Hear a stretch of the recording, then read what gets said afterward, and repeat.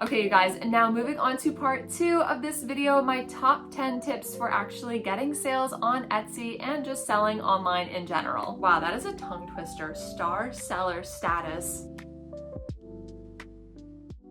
Hey guys, welcome to my channel. For those of you who don't know me, my name is Morgan and I'm the maker behind LA Crochet. And if you were one of my lovely ray of sunshine returning crochet friends, then hey, welcome back. In today's video, we are going to be talking all things Etsy. I started my Etsy shop exactly 1 year ago, and in that time, I've received over 2,500 sales without ever spending a single penny on Etsy ads. The tips that we're going to be discussing in today's video can really apply to anyone looking to start any type of online shop. I just happen to have a crochet business, so the examples that we're going to be discussing today will speak specifically to that. But of course, the tips can be applied to any type of product. So I thought I would divide this video into 3 different parts. So during the first part of this video, I'll be showing you guys a few examples of the listings that I've created. And I'll be going into the photos that I took, if I included any videos, all of the information that I included in the description, and all of the different tags, and basically everything that went into making that listing one of my most successful listings. In the second part of this video, I'll give you guys my top 10 biggest pieces of advice that I think really contributed to my sales during this first year, and really just tips for selling online in general. And then in the last part of this video, I really opened it up to you guys, so I'll be answering some of the questions that you guys submitted specifically about selling on Etsy. Before we get into it though, be sure that you like this video, subscribe if you'd like to see more content like this in the future, and of course, as always, you can check out my Instagram, my Etsy, and my Palm Street linked in the description. And before we jump right into one of our listing examples, I wanted to give you guys a free bonus tip to start us off. Find your niche and offer unique items that no one else has. It's no secret that Etsy is becoming more and more saturated with sellers every day, so you need to find a way to stand out and differentiate yourself from the competition. And if you're a crocheter like me looking to sell physical products in your online shop, that means finding inspiration and unique patterns to projects that no one else is offering. And that actually brings me to the sponsor of today's video, Craftsy. For those of you who don't know, Craftsy is an online resource where millions of crafters and makers just like yourselves can find instructional videos in a bunch of different categories like knitting, sewing, baking, and of course crochet. They have a huge variety of crochet classes like this Design Your Own Monster class that teaches you the basics for designing your own amigurumi pattern, which is especially helpful if you'd like to diversify your online shop to include digital patterns, but we'll get more into that later. One of my favorite unique projects on Craftsy is this funigurumi class, which teaches you how to make the corn dog, the boba bunny, and the cat burger. Not only do they provide an in-depth tutorial, but they offer PDF written instructions for each pattern, as well as the ability to connect directly with an expert if you have any questions. Some of my other favorite unique projects are this crochet baby gifts for beginners class, which teaches you how to make a bunny beanie, and this hot chocolate with marshmallow pattern. Look how cute it is. All in all, Craftsy is a great place to find unique crochet patterns, to find inspiration, and to learn new techniques to improve your craft. And if you would like to try Craftsy out for yourself, I have super exciting news, because the first 1,000 of you to click the link in the description or to use the QR code on the screen will get a full year of premium membership to Craftsy for only $1.49 for new members. So thank you so much to Craftsy for sponsoring today's video, and now I'm going to take you guys through some of my highest performing Etsy listings. So first I'm going to take you guys through one of my highest performing listings for a physical plushie. So the one that we're going to be looking at right now is for my mini loaf cat. This is a pattern by Annie Caraway Art if you're curious, but when you're starting your listing, probably the first thing you're going to want to do is make a title. So this is kind of how I typically structure the titles for my listings. So I usually include as many like buzzwords as I can. So as you can see here, we have crochet mini loaf cat plushie amigurumi handmade stuffed animals. So if you were just going to say that, of course, it would sound like a lot of word salad and really jumbled, but actually for Etsy and when you're selling online, it really helps to have all of those words included in the listing, because when someone is searching for a stuffed animal, they might search plushie, handmade crochet item, stuffed animal, amigurumi, any of those. So it really helps if you have any of those words actually in your title. Of course, I would find your own way of doing it, but this just is how I do it. Then of of course, we want to move on to the pictures. So pictures are super, super incredibly important. If you think about it from the point of view as you being a buyer, of course, the pictures, the video, you're going to want to see really high quality versions of those. So if we click on them here, as you can see, we have a nice neutral background. I took this in front of like a bush that was in front of my apartment building, so it really doesn't have to be fancy. It really helps if it's outside. And I've also found that like on a cloudy day or in shade actually seems to be better. I just like the way that the pictures look when they're not in direct sunlight, but everybody has their own preference. But as you can see here, you can really see all of the details that go into the item. And here are some of the other pictures that I've included. So you can see the face on and then the kind of side profile. And then for this particular listing, I also have different variations of the loaf cat. So you can get it in a bunch of different colors, like the gray. This is the pastel one along with the side profile. Then we have the all black, the tabby cat, the orange cat, the light speckled orange cat, a rainbow highlighter one, which is kind of fun, and then this light gray one. Because I have all of those variations, I want to make sure that I have a photo example for each one just so people know exactly what they're buying. And then another thing I wanted to show you guys is I always try to include a video for each of my listings. So as you can see here, this is the video that I've included. It's not fancy at all. It's not edited at all. I'm literally just showing everybody the full 360 of the item just to give them a better idea of what it's like. And as you guys can see here, this will probably pop up when you're creating your listing. So it says here that Etsy has found that listings with videos get twice as many orders as listings with just photos. So that is definitely something to keep in mind. Another thing you want to do is make sure you have an enticing thumbnail. So for this one, it just so happens that the gray loaf cat is one of my favorite colors. So I made that the thumbnail, and you just want to make sure that it's adjusted so that the full item is in frame and nothing's cut off.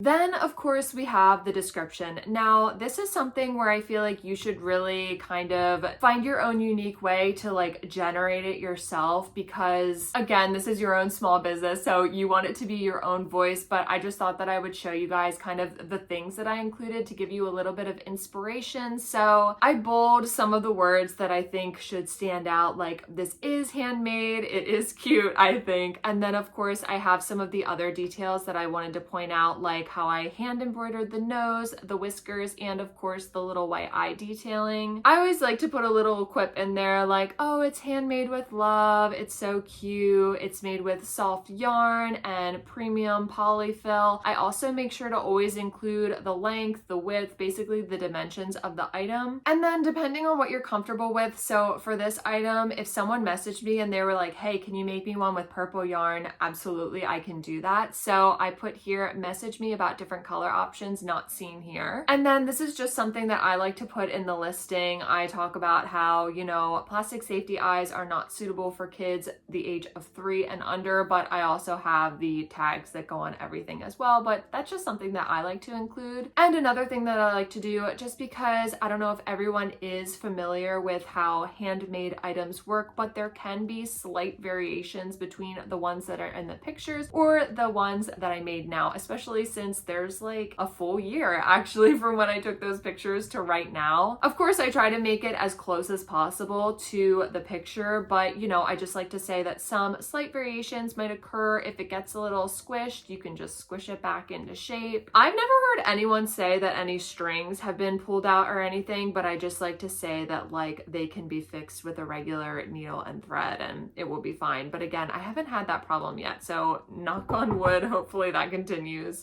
So this personalization part, I don't include this on my physical items, but when I show you guys the listing for my digital pattern, I will show you guys what I do with that. Now, price and inventory. So I'll get into a little bit. Yeah, sorry, I just wanted to make sure it was one of my talking points. I made like a bullet point for this video to keep me on track, but we'll talk a little bit later about pricing online and everything like that. But one of the things I do like about Etsy is they're pretty straightforward with you. So as you can see here, I set the price at $18 and it's telling me that once they subtract all of the fees and everything, this is going to be the profit that I end up with basically. And if you bring it down here, you can really see estimated fees, $2.16. And then if you had any extra added costs, you could like calculate that here as well. This is probably one of the questions that I get the most often, is how to price your items. So again, we'll get a little bit more into that later. Now we're gonna go down here to variations. So if you just made one item and there's no variation to it, you're not gonna worry about that. But again, like I said, for this one, I like to offer it in a bunch of different colors. So here you can add the primary color, the quantity that you have in it, and then also the photo that goes along with it. So once I finish going through this, I'll show you guys what it looks like from the buyer's end. But as you can see here, we have all of the different colors, and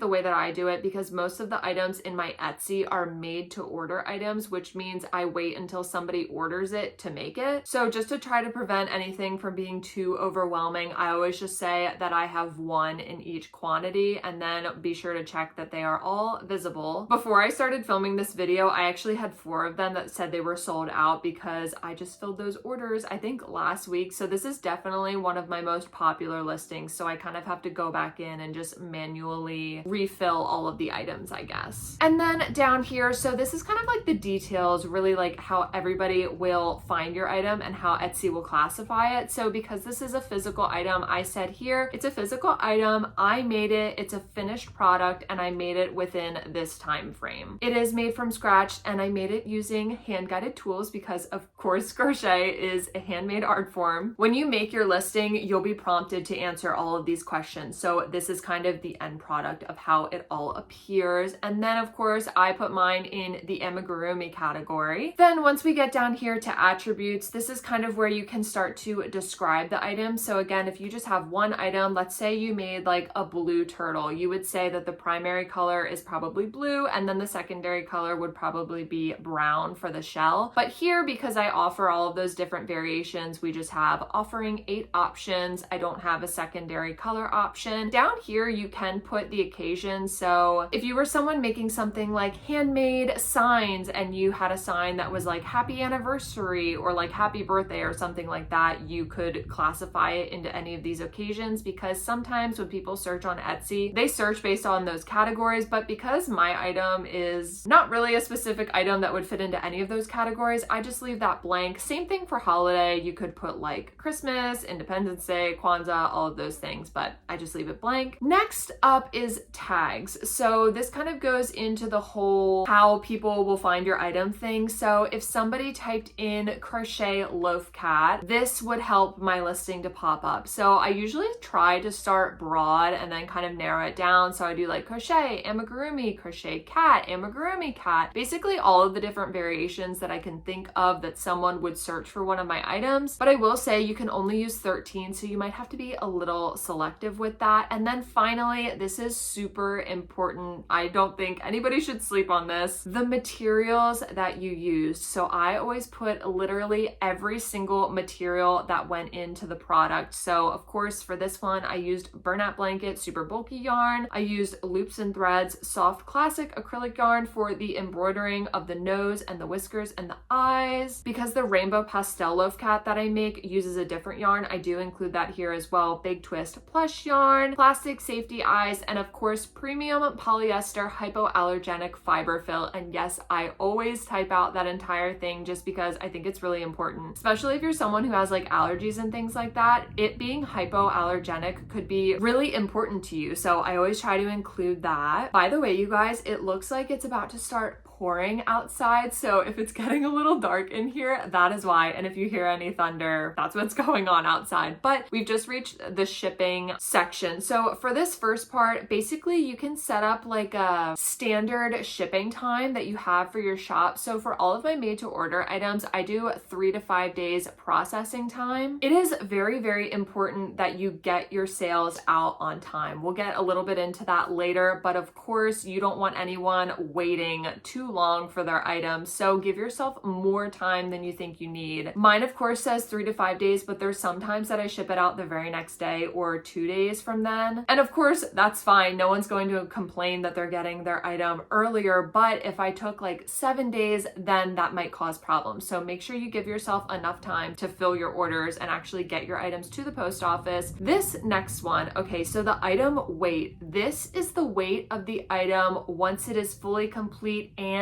in the box. box. The box does add a little bit of extra weight, so I always make sure that the weight that is in here is like the final package as it will go to the post office. Then of course I have the package dimensions that it'll go in. If you are a small business that's shipping a lot, I highly recommend getting your shipping items in bulk. So really I get like 3 different sizes of boxes. So I'll do a 6x4x3 box, which takes care of these smaller items like the mini loaf cats, the bees, things like that. Then I'll get a 6x6x6, which takes care of the medium size like the loaf cats. And then I'll get a larger one, which I think is like 10x6x6, and that just takes care of like the larger fruit hat duckies, maybe multiple loaf cats. But that way you'll always kind of have an idea of the size of box that you'll put it in, so you can input that information right here. There's also this option to preview the shipping cost. So if someone reaches out to you and they're like, oh, I live in New York City, how much do you think it's going to cost? This tells you here the estimating shipping price is $4.41. So this would be the total cost. I have never once offered free shipping on my online shop just because it would cut so much into the profit. I've had a lot of people ask me about that. I think it might be a good idea. Like if you're searching for your first sale and you really want to entice someone to buy from you for the first time, it might be a good idea to offer free shipping, but we will talk a little bit more about that later. Oh my gosh, normally I feel like my videos are so silly and like chock full of jokes and things, and now I feel like for this video I'm just like talking at you guys, but I hope this is really helpful information for you. And then finally we have the settings. So this is basically like your return policy. You can place your listings in different shop sections. Did you guys hear that? It's really starting to come down outside. Maybe I can add a little bit of ambiance to this video. And then we also have our renewal option. So for my shop, I always make it so that there's no returns or exchanges. And that's just because once an item goes out, I really have no idea what's going to happen to it then. And because my items are made using yarn and polyfill, I really wouldn't feel comfortable receiving an item back not knowing what happened to it, if that makes sense. So basically I just say all sales final, no returns or anything like that. I do have multiple sections in my shop. So I have a crochet pattern section, a crochet plushie section, and a Halloween section because I had quite a few of like Halloween things this past year. But this one of course goes in the crochet plushie section. I highly recommend doing that if you're like diversifying your shop. And then finally you can do your renewal option. So I always do automatic because I don't want to have to keep track of like when my listing goes up. Basically you pay 20 cents. I believe it's every 4 months for a listing on Etsy. I always click automatic, but if you're not comfortable with having it be automatic, you can do manual, and then it'll tell you right here when it is estimated that that listing will be done. Okay, and as promised, I did want to show you guys how it would appear from the buyer side. So this is what the listing looks like. As you can see, you'll have the price, the title of your item, if you have any reviews, or if you're a star seller and your shop name, things like that will go right there, where you're shipping from. And this is determined based on the fulfillment time that you entered. So of course I said 3 to 5 business days. So it calculates that estimated delivery date there. This is the part that I really wanted to show you. So because there are all those different options, you can pick from these colors. And because I attached the color to the photo, if I click, let's say the black cat will pop up right here. So they can clearly see what they're buying. But then over here, you have all of the other pictures and things like that, which is really helpful. And then of course, the video that they can watch as well. And then of course, this is how all of the item details come up. So the maker, where it shipped from, all of the materials that I use, and then this is all of the descriptions. And then of course, if you have any reviews on your product, they will pop up right here. It's always really nice when people send in like pictures of the item. This is actually a few that I sent out, I think last week. Look how cute they look with their flowers. But yeah, so that's how I set up my listing for like a handmade physical item. Again, make sure that you find your own unique way to do it because this is your own small business, but this is just kind of give you a little bit of inspiration. Now, real quick, I wanted to show you guys kind of how I set up my digital pattern listings. So I'm going to be showing you guys the listing for my fruit hat ducky pattern. So as you can see here, this is the title. Again, I want to include as many words as possible that I think people might use to search for the item. So we have actually the title of the item, 5 fruit hat ducky pattern, and I use that because there are 5 different variations of the fruit hats. It's a PDF digital download amigurumi stuffed animal crochet plushie pattern. Again, that is so long. long, but it really helps with like discoverability and things like that. So now I'll go into kind of the photos and the video that I've included for this one. So whenever I do like a digital product, I always make sure to include that information on the cover just so no one's confused. So I put PDF pattern only, and it's the 5 fruit hat ducky pattern. I usually try to make it like stand out, you know, maybe be a little colorful or just have a very like appealing look to the main photo of the pattern. Then I have all of these photos. So as you can see, really in a lot of detail, you have the strawberry hat, the orange hat, kiwi, blueberry, and the grape hat. So this is how it'll look from the front. Again, a nice uniform background for all of them with natural sunlight. And this is actually the video that I've included with it. So this is something that I edited to include in it. This was actually a reel that I did on my Instagram. So that's another really great tip that I have. If you make a reel for Instagram or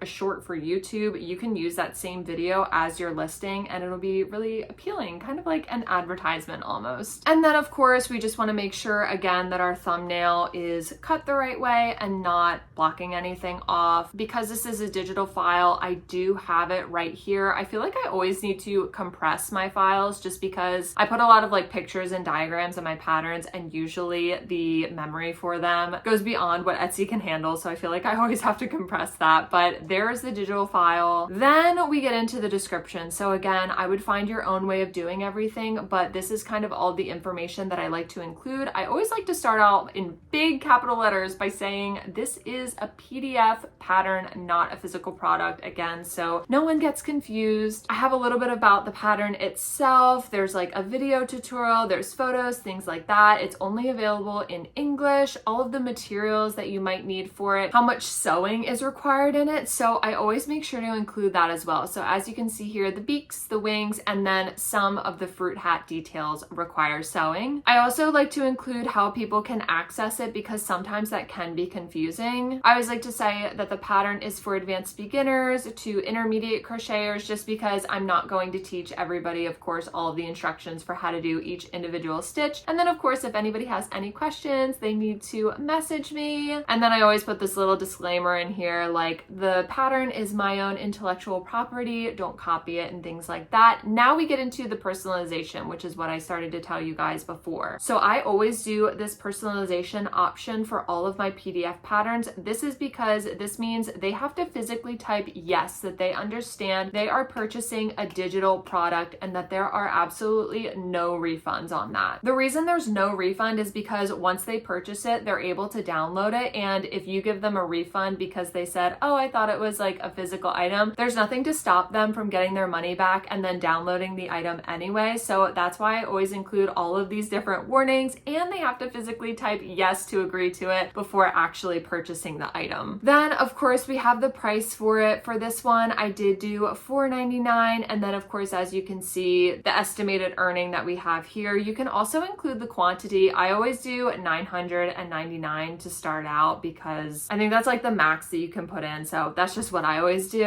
Of course, there's no variations for this because it's just that pattern. It falls into the digital files category because it's an instant download. And of course, it's a supply or tool to make things that I created myself. I still put it in the amigurumi category just because it's a tool used to make amigurumi. I don't do any of the attributes. I always leave these blank because again, I don't really feel like it falls into any of those categories. And then again, all of the different tags that I use, basically, I'll try to think of all the different ways somebody might search for it. I always leave the materials blank because it is a PDF pattern, so there's no physical material to it, but that's why I always put the required materials needed to make the item in the description. Of course, there's no shipping, no returns or exchanges. It'll go in the crochet pattern category, and again, I make it an automatic renewal. And just to show you guys what it looks like on the buyer side, so here we have our listing. As you can see for all the other ones here, I usually kind of try to structure it the same so it looks a little cohesive. So I always try to use like the same font for everything, but we'll get more into the overall shop later. So this is what it looks like. And as you can see, if it sells a lot, you get this nice little bestseller banner. If you guys bought my fruit hat ducky pattern, thank you so much for making it a bestseller. But as you can see, we have our main photo here, the little video that we have, and then of course, all the pictures that go into it as well. This is where the buyer would need to type the word yes to agreeing that they are buying the pattern, and then they can add it to their cart. Something else that you might notice too, so sometimes people favorite items. We'll talk more about that a little bit later, but sometimes when you get a lot of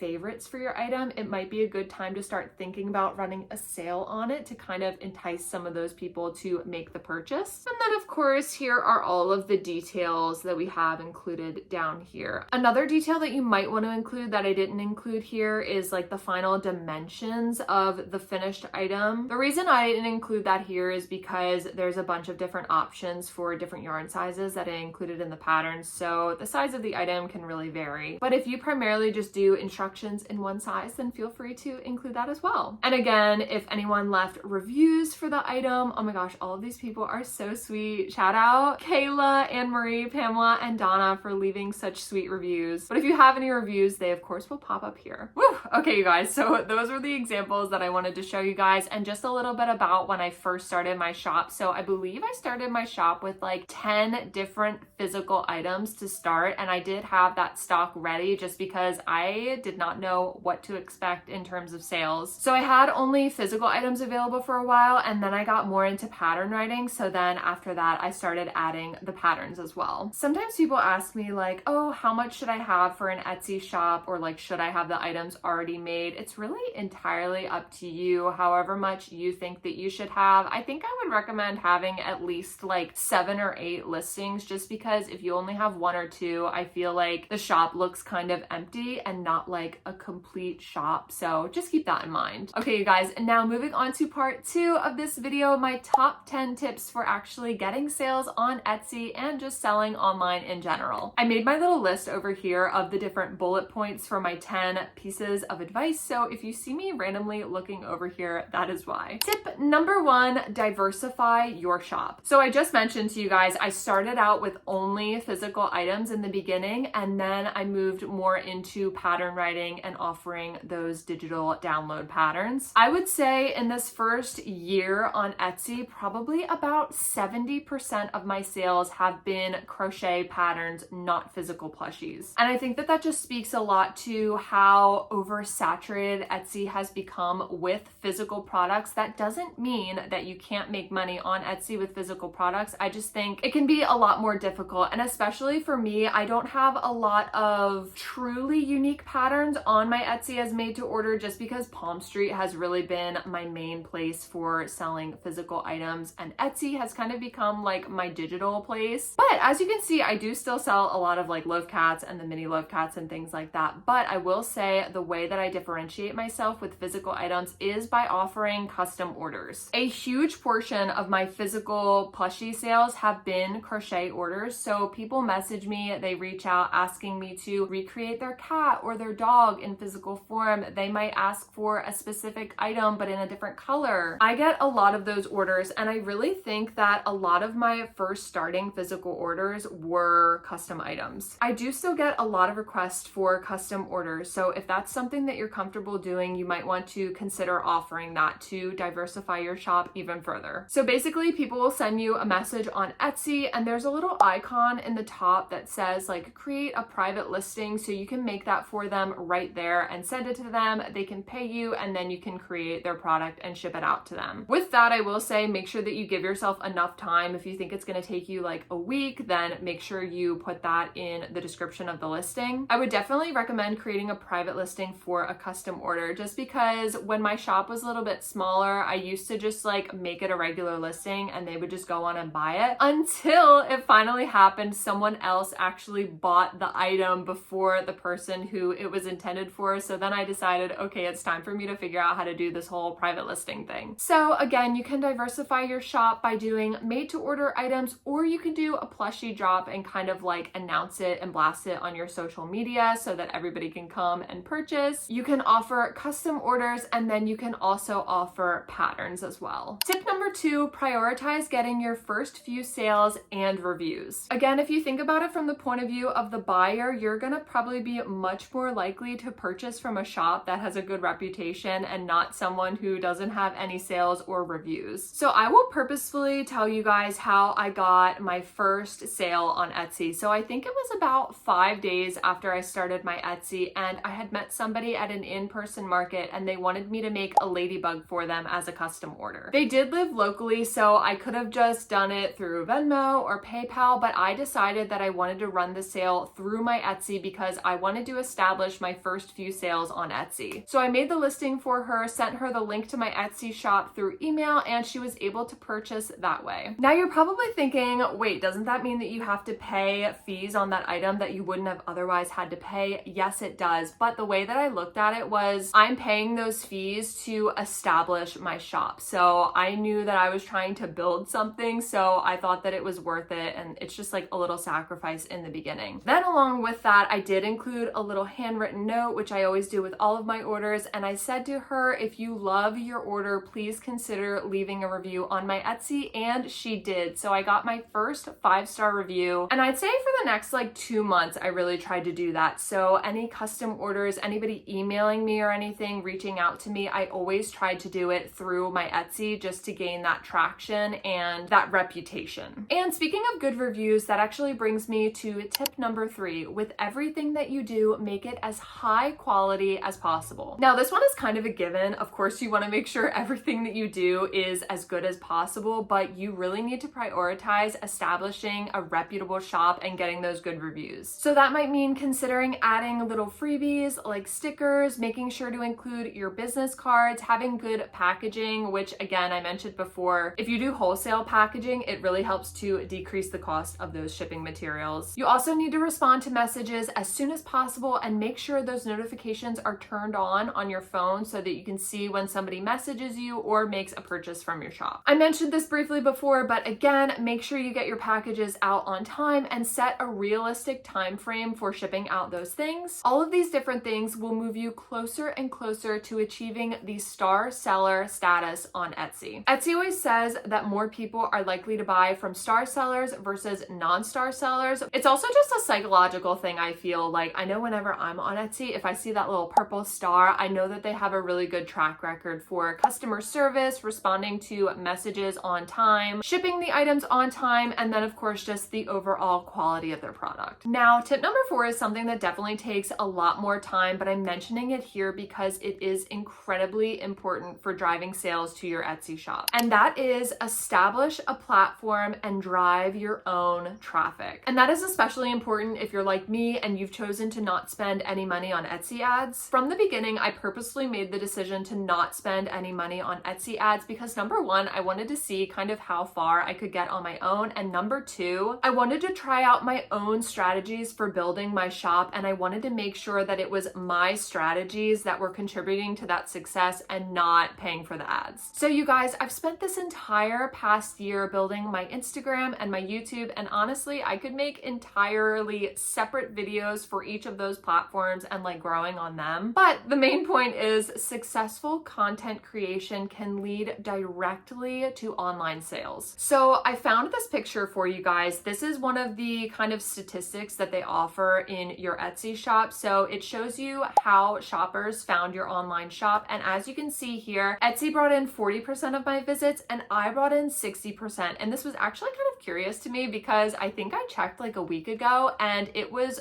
30-70. So Etsy brought in 30% and I brought in 70. So honestly, that might be because I'm gaining more traction, getting more sales on Etsy. So in return, the algorithm on Etsy is like suggesting my listings to more people. So that might be why that happened. But as you can see here, under the 40% of visits, it says over 16,000 people found my shop from the Etsy app and about 3,000 found it through Etsy searches. And then marketing and SEO was about 1,700. So if we look under the 60% that I brought in, you can see we have nearly 31,000 that came in from direct or other traffic. And when I click on that, we can see direct visits to your shop, visits from blogs, news sites, and any other website that sent traffic to your shop. So I'm thinking that that is probably my link tree, which I have linked on my YouTube and on my Instagram. And then if we click on the social media, so it'll tell you directly like where those views came from. So of course I don't have a Tumblr and I don't have a Twitter, so none of those. I also,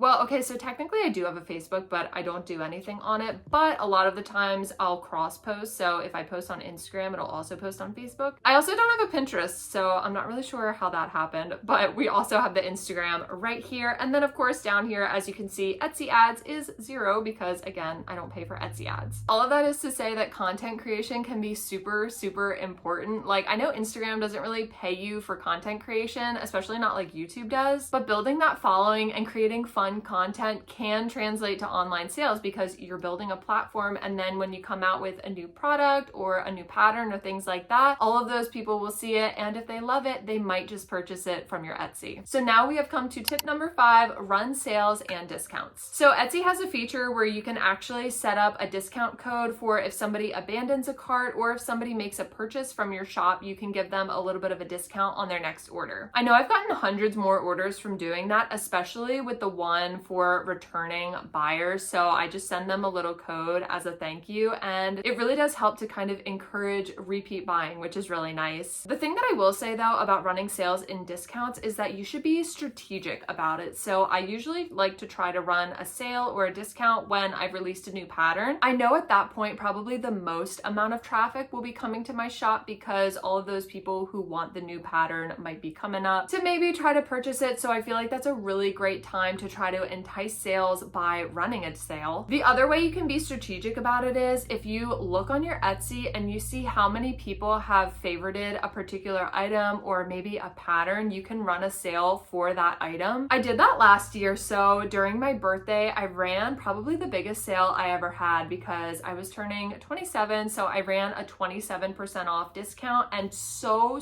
many people used that discount code. A really big percentage of the people who had favorited the item then turned around and bought it. So again, just try to be strategic with it. So now for tip number 6, create a cohesive and professional look to your shop. So I'll show you guys here basically my home page of my Etsy shop and what it looks like. So I have this really cute banner. This is the same banner that I have on my YouTube channel, so it kind of gives it like a cohesive look. Of course, mint is kind of like the colors for my LA Crochet shop, and then we have the iconic clouds, I guess. Also on my profile picture, you can see it really closely matches that banner. Another thing that I highly recommend doing is filling out the about section of your shop. It just makes it look a lot more complete, and it's a really nice way to welcome people into your store. You can also choose to offer featured items. So right here, I always try to feature the different patterns that I have, and these are my 4 most recent patterns that I've come out with. So of course the hot dog pup, which is definitely my most popular pattern, the fruit hat ducky pattern, and then the spa pets and the mini spa pets, just because I feel like people come to my shop to find those items most. So I want to make sure that they pop up first and are easily accessible. Then when we scroll down here, this is kind of where the whole cohesive look comes in. As you can see, all of the pictures really have a neutral background. So for all the physical plushies, we have like this natural lighting and the bush background. And then all of the pattern backgrounds look pretty cohesive as well. Really the only one that's different is this one where I have the yarn behind it, but even then it's cohesive in and of itself. And all of the photos have good lighting. The other really cool thing that I like about Etsy is it'll tell you how many people have the item in their cart. So as you can see here, like 11 people have the mini loaf cat in their cart, 20 people have the hot dog pup, 20 people have the fruit hat ducky. But I really like that because I feel like people see that and they're like, oh, it's in high demand, you know, and then they might purchase it. A goal that I have for myself this year is to definitely have a lot more crochet patterns available on my Etsy, and I'm actually finishing up my next one right now. I'm looking at it and I'm so excited to share it with you guys. I'll probably share it with you in next week's video. So now for tip number 7, and this is just kind of like a tip for selling online in general. Consider adding a few dollars to cover the extra fees and shipping costs. Probably one of the most common questions that I get asked about selling on Etsy is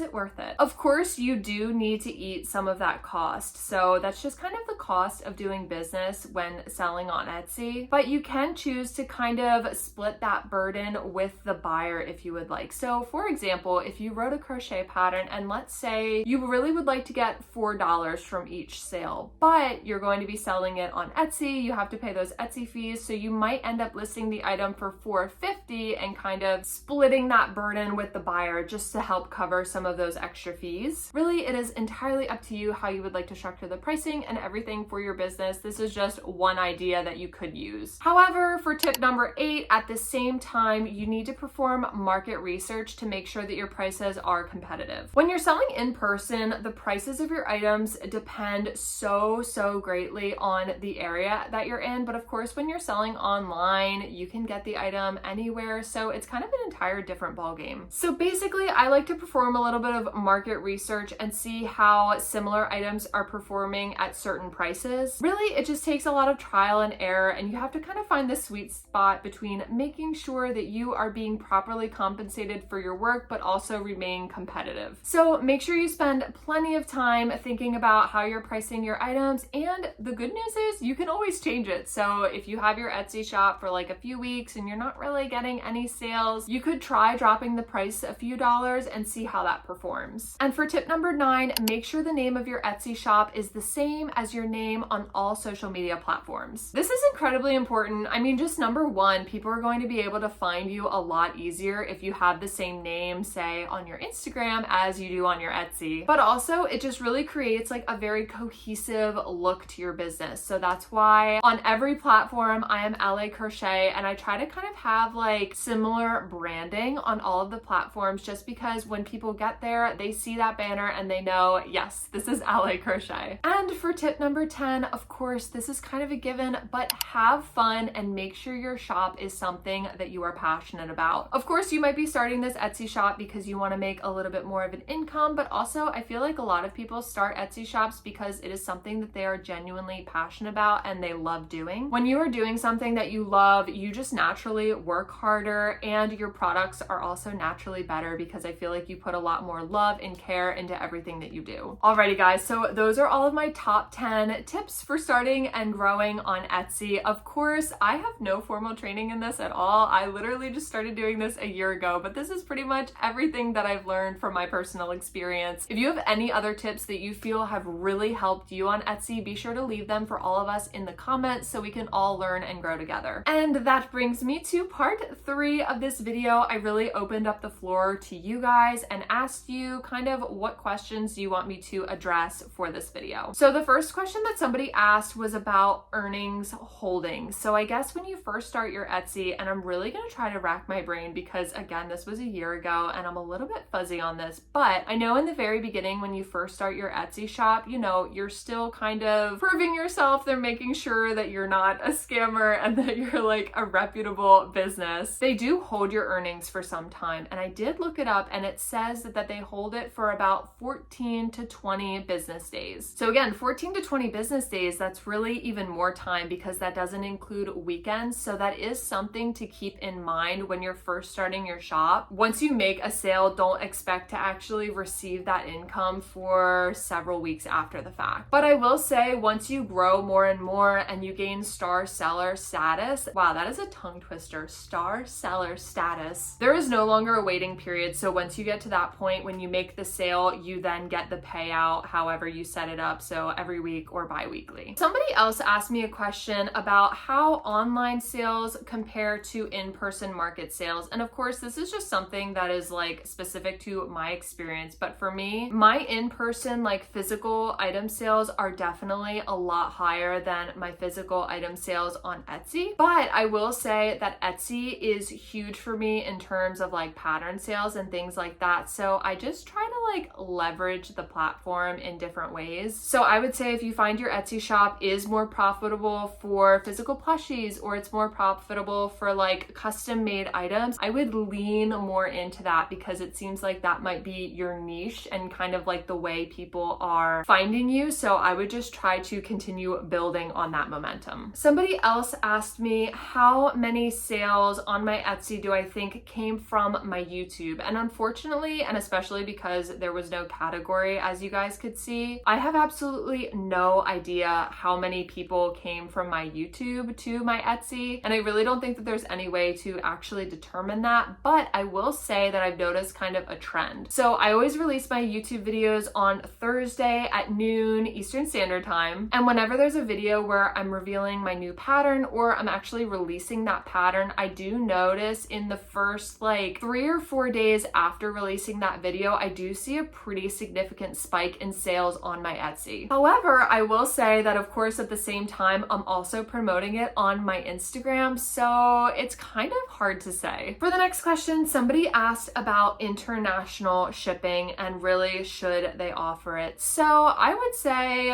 why not? I do offer international shipping on my Etsy. However, like I said, all of the shipping is paid for by the buyer. I have had some international sales and sometimes it is quite shocking because the shipping is actually more expensive than the item itself, but there are some people who are willing to pay that. So I just say go for it. There's really no cost to you for adding that. And the cool thing that I do like about Etsy is you can just print the label and they will send that item to their international distribution center. The one that I usually get sent to is like the one in Philly, and then they are responsible for including all of the information that the package needs to successfully make it to whatever other country it needs to go to. So they handle like all of that extra VAT and customs information and all of that stuff, which is really nice. It makes the international sale process a lot more smooth and like easier for us. And for the final question, and I really think that this is such a good question, and this is actually something that I just learned myself not too long ago. Somebody asked me, do I think it's better to have a free pattern and kind of gain more exposure and views and things like that on YouTube and Instagram, or only offer that pattern on Etsy for a payment? This is such a good question. So I'll start off by telling you guys that I try to divide it a little bit. I try to kind of alternate what I do. So I'll try to do only paid for pattern and then a free pattern. So like my hot dog pup, my spa pets, those are only available on my Etsy, but then I'll try to do like a free tutorial. So I try to alternate between the two. And I find that that's a really nice way to kind of balance out the benefits for both, because of course, if you're only offering it on Etsy, that's going to translate to more sales. But if you're offering a free pattern, that's more followers, views, things like that on whatever platform you post it on. But you guys, I will tell you something that I learned. So I posted,